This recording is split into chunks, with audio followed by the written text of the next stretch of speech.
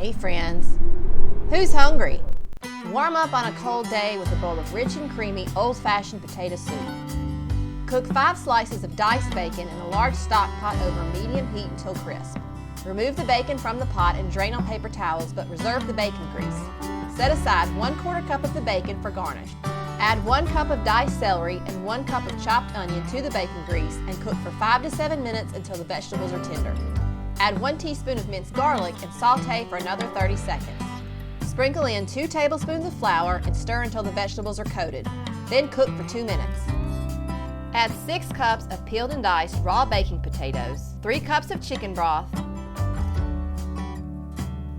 and 1 tablespoon of dried thyme. Bring the soup to a boil, then reduce the heat to medium-low, cover the pot, and simmer for about 20 minutes until the potatoes are tender.